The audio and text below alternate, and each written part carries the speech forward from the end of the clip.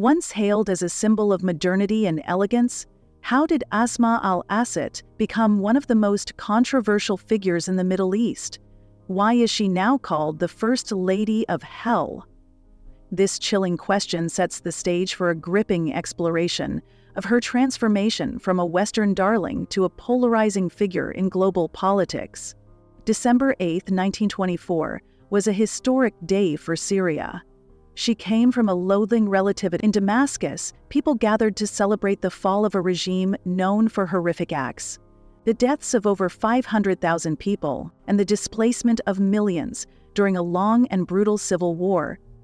The Assad family had ruled Syria with absolute power for more than 50 years, and then under his son Bashar for over 24 years. Finally, opposition forces overthrew Bashar, ending their harsh rule and 13 years of civil war. Throughout Bashar's presidency, his wife Asma stood firmly by his side, changing from a quiet figure of hope into a strong supporter of his regime. Asma Fawaz Akras, born on August 11, 1975 in London, grew up in a Syrian-British family that valued education and ambition. Her father, Fawaz Akras, was a cardiologist, and her mother, Sahar, served as a diplomat at the Syrian embassy in London. Raised in Acton, West London, Asma attended local schools before completing her education at Queen's College and King's College, London, where she earned a first-class honors degree in computer science and French literature. Following her graduation in 1996, Asma began her career as an economics analyst at Deutsche Bank and later joined J.P. Morgan's investment banking division.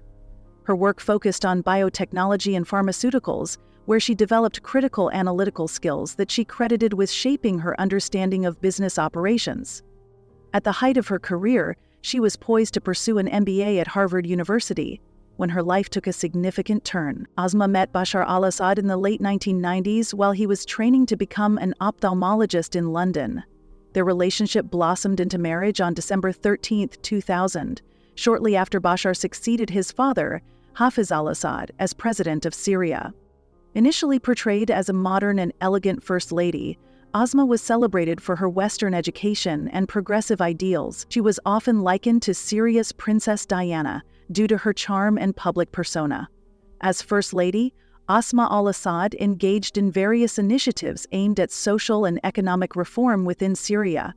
She became involved with the Syria Trust for Development, which sought to improve women's rights and education.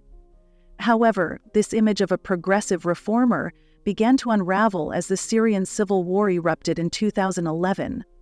Despite her previous advocacy for social issues, Asma faced intense scrutiny for her silence during the government's violent crackdown on protests. Her reputation further deteriorated when leaked emails revealed her indulgence in luxury shopping amidst the chaos of war.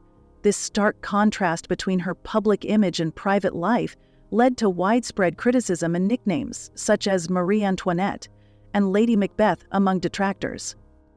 The Syrian civil war began in March 2011, triggered by pro-democracy protests that erupted in the southern city of Daraa. These demonstrations were part of the broader Arab Spring movement, with citizens demanding an end to the authoritarian practices of President Bashar al-Assad's regime. The government's brutal crackdown on dissenters, which included violent military responses and mass arrests, escalated tensions and led to widespread unrest across the country. During the early years of the war, Asma al-Assad largely disappeared from the public eye. The initial violence and chaos surrounding the protests and subsequent military actions created a stark contrast to her previously polished and progressive image.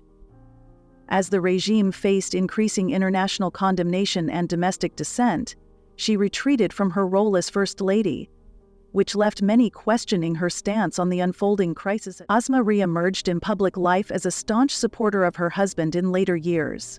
She began making public statements that backed the Assad regime, portraying herself as a devoted wife and mother amidst the turmoil. Her appearances included controversial media engagements where she emphasized themes of resilience and family values. attempting to humanize the regime during a period marked by severe humanitarian crises and accusations of war crimes against government forces. This transformation highlighted a stark contrast between Asma's earlier image as a potential reformer and her later portrayal as complicit in the regime's actions.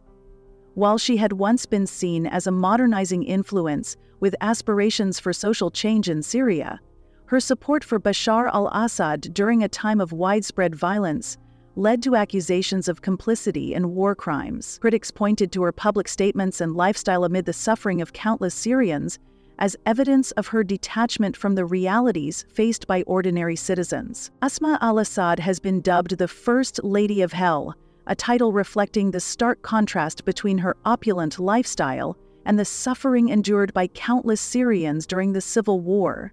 This label stems from several allegations and reports that paint a troubling picture of her role and influence within the Assad regime. Reports have surfaced detailing Asma's extravagant lifestyle, which included luxury shopping sprees and designer outfits, all while millions of Syrians face starvation and dire humanitarian conditions. For instance, during a time when her husband's regime was enforcing brutal sieges on cities, Asma was found to have placed orders for thousands of pounds worth of luxury goods, including high-end jewelry and fashion items. This stark disparity between her lavish life and the struggles of ordinary citizens has fueled public outrage and contributed to her controversial reputation. Asma's influence extended beyond mere appearances. She reportedly played a significant role in government decisions and propaganda campaigns. Investigations have indicated that she had sway over economic policies, particularly those managing Syria's ongoing economic crisis. This included involvement in key decisions regarding food and fuel subsidies and the management of foreign assistance through the Syria Trust for Development, which facilitated reconstruction efforts in regime-controlled areas. Such actions have led to accusations that humanitarian aid was either blocked or misused under her watch, further entrenching her image as complicit in the regime's oppressive tactics. Following the collapse of Bashar al-Assad's regime in December 2024, Asma's life in exile has continued to reflect her previous excesses. Reports indicate that she sought refuge in Russia, where she maintained a lifestyle characterized by luxury and detachment from the realities faced by her compatriots. Images from her former residences revealed rooms adorned with gold-leafed walls and high-end furnishings, starkly contrasting with the devastation experienced by many Syrians. Asma al-Assad's moniker as the First Lady of Hell encapsulates not only her luxurious lifestyle, but also her perceived complicity in the Assad regime's atrocities. Her legacy is marred by allegations of corruption, influence over oppressive policies, and a profound disconnect from the suffering of the Syrian people. The international community's reaction to Asma al-Assad's role during the Syrian civil war has been largely negative, marked by sanctions and significant backlash from Western media. Both the European Union and the United States have imposed sanctions on Asma al-Assad as part of broader measures against the Assad regime. The EU initially included her in its sanctions list in 2012, which involved asset freezes and travel bans due to her complicity in the regime's violent suppression of dissenters.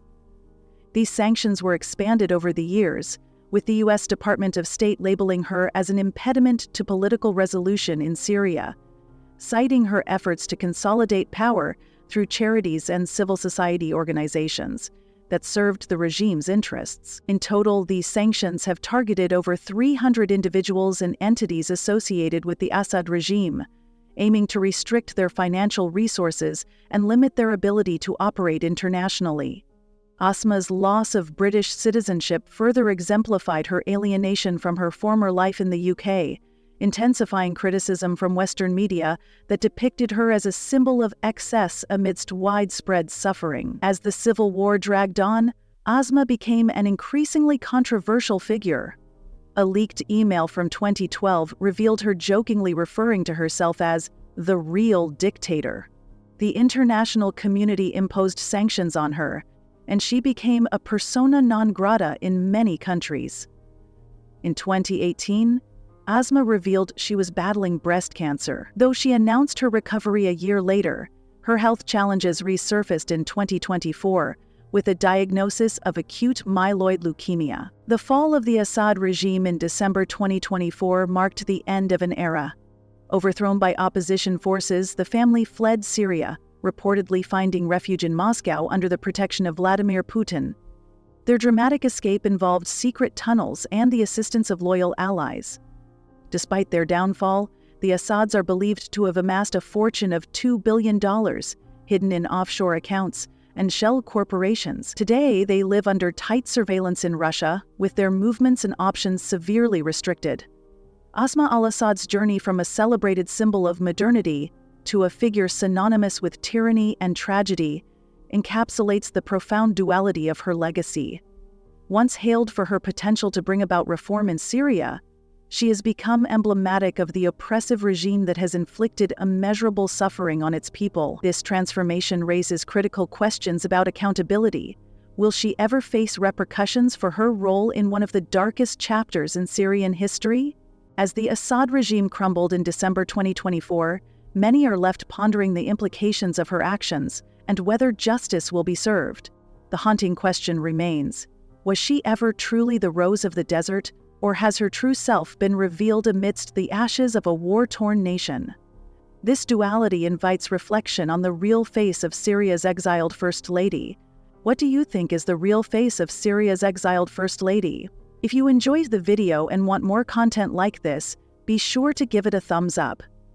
If you haven't already, subscribe to my channel and hit the bell icon so you get notified when I upload a new video.